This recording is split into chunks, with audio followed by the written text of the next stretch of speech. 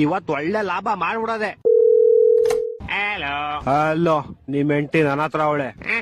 ಅವಳನ್ನ ನೀನೇ ಹಿಡ್ಕೊಂಡ್ಬಿಡು, ನನ್ನನ್ ಸಾಯಿಸ್ಬೇಡ ಪ್ಲೀಸ್. ನಿನ್ನ ಸಾಯಿಸ್ಬಾರ್ದ. ಲೋಪ, ಲವರ್ ಅಲ್ಲ, ಕಿಡ್ನಾಪ್ ಮಾಡಿರೋದ್ ನಾನು. ಹೌದಾ, ಹಂಗಾರ ಓಕೆ. ನಿನ್ ಹೆಂಡತಿ ನಾಳೆ ಬೆಳಗ್ಗೆ ಸೂರ್ಯನ್ ನೋಡ್ಬೇಕಾ? ಹಂಗಾರ 5 ಲಕ್ಷ ಕಳ್ಸಿ. ಹಂಗಾರ ಬೇಡ ಬಿಡ್ರಿ, ಅವಳು ನೈಟ್ ಒಟ್ಟಿಗೆ ಚಂದ್ರನ್ ನೋಡ್ಲಿ. ತಲೆಗಿಲೆ ಕೆಟ್ಟೈತವ ನಿಂಗೆ. ನಿಮ್ ಹೆಂಡತಿ ಸಾವು ಬದುಕಿನ ಮಧ್ಯೆ ಆಟ ಆಡ್ತಾವಳೆ. ಹಾಲ್ ತಾಮತ್ತೀನಿ ಅಂತ ಹೋಗ್ಬಿಟ್ಟು ಅಲ್ಲಿ ಆಟ ಆಡ್ತಾವಳ.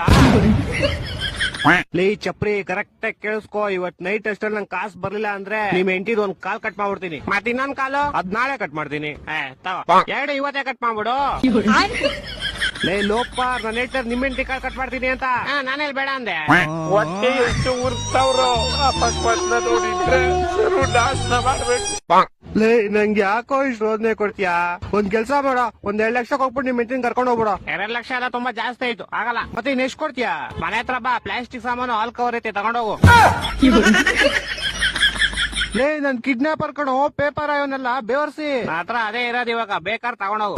ನನ್ನ ಮಕ್ಕಳು 3 ಬಿಟ್ಟು ನಿಂತ್ಬಿಟ್ಟವ್ರಣ್ಣ. ಮಾನ ಮರ್ಯಾದೆ ಏನು ಸಪೋರ್ಟ್ ಮಾಡೋದು.